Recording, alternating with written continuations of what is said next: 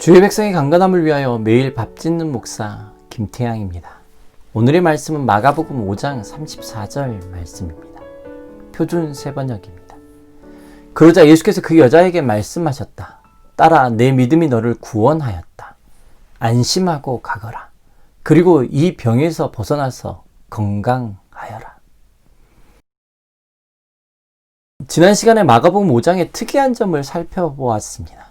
오늘 또 마가복음 5장의 특이한 점을 다시 살펴보는 시간을 가지려고 합니다.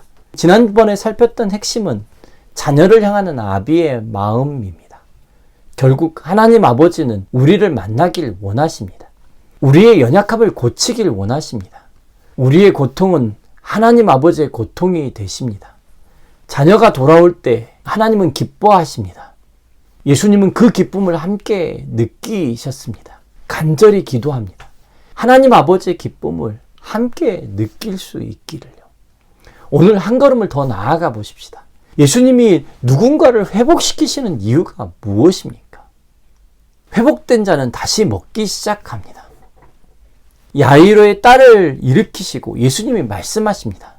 소녀에게 먹을 것을 주라고요. 다시 먹어야 합니다. 예수님이 일으켜 세우시고 다시 먹는 것을 가르쳐 주십니다.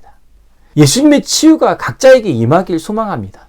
그리고 다시 돌아가지 않기 위해 꼭 해야 할 일이 기초부터 다시 시작되어지는 것입니다.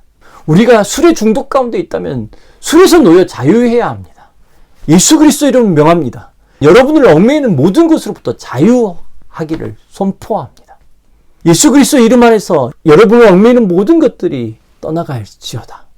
그리고 그 자유를 유지하기 위해서 기초적인 일을 다시 시작해야 합니다.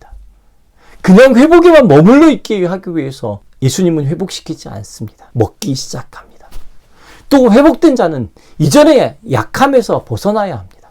12해 동안 혈루증을 앓았던 여인에게 하신 말씀을 기억하십시오. 딸아, 내 믿음이 너를 구원하였다. 안심하고 가거라. 그리고 병에서 벗어나서 건강하여라.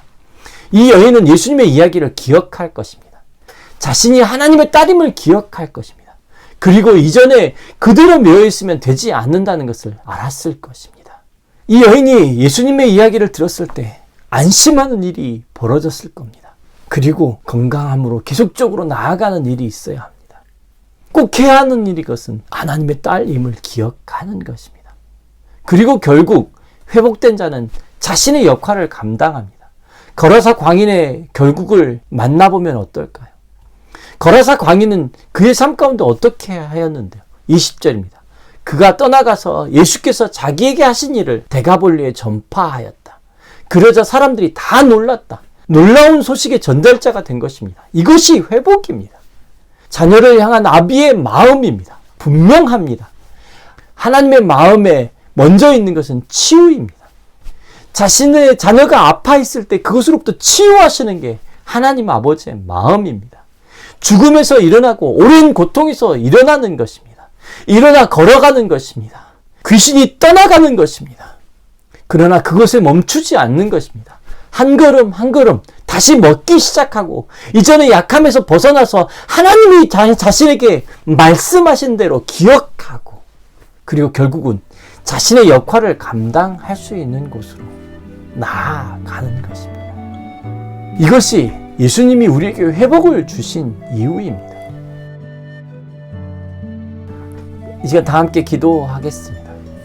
주님, 마가복음 5장을 우리에게 주셔서 감사합니다. 이번 주에 이 말씀을 몇 번 더 읽어가겠습니다. 읽어갈 때 우리를 치유하여 주옵소서.